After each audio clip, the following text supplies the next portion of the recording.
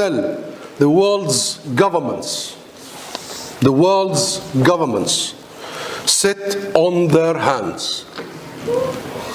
They and they wonder how to bring the two sides together. They wonder, like so many Miss Worlds, why we can't just all live together. And none ever have the courage to name the disease. None have the courage of these world governments to name the illness, the disease, the virus. Israel's colonization, ethnic cleansing, apartheid, the unequal application of international law, the unequal application of the international human rights law, and the absence of simple decency. And even now, my friends, even now, as global consensus is growing that Israel and Israeli war crimes must no longer be and go unpunished, still these officials fail to screw up their courage.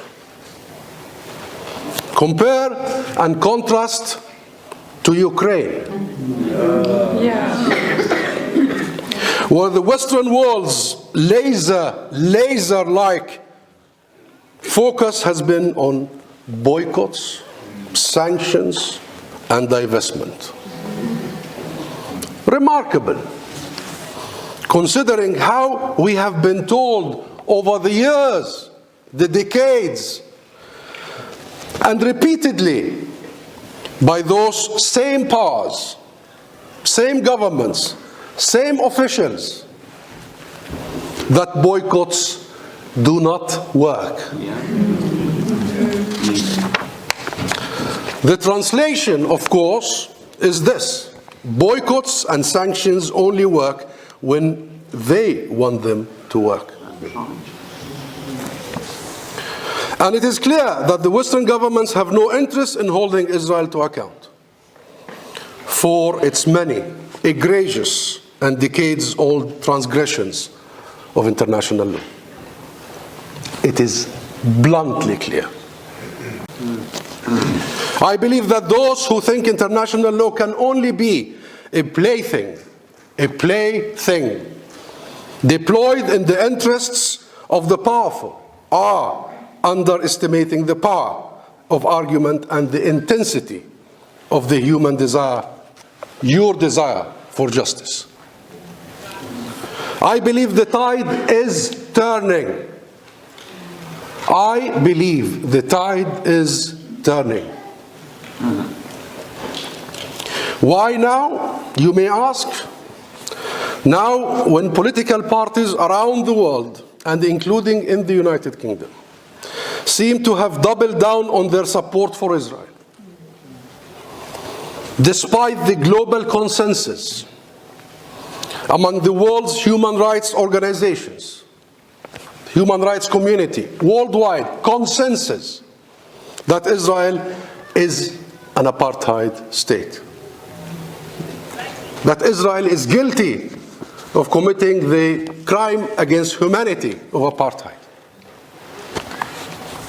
It started with the Palestinian human rights, moved to the Israeli human rights organizations, B'Tselem, then it moved to the US-based Human Rights Watch, then it arrived to London only in February in a damning report, very well documented, argued, researched by Amnesty International. All those who support Israel's apartheid, they too are equally guilty. There is no other way to put it anymore. I can't find any other way. I tried, by the way. I was thinking, how do we put it?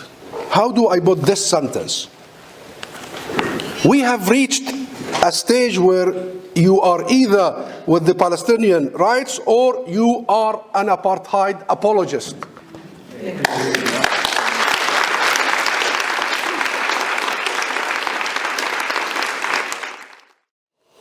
The damage will not only be to us, the Palestinian people. It will be to the global rules-based order.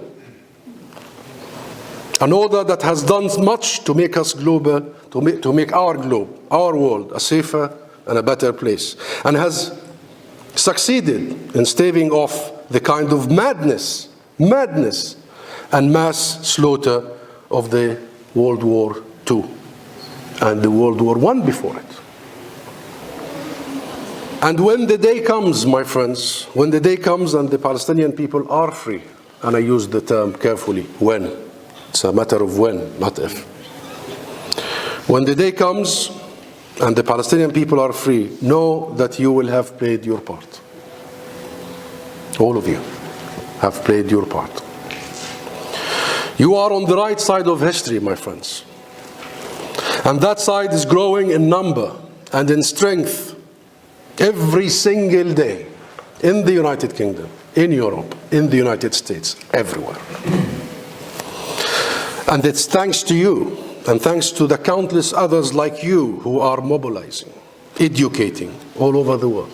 It's mass mobilization we are seeing. And thanks to you not only today, but thanks to you over the years and the decades. I know you've been doing this for a long, long time. It's paying off. Thank you very much.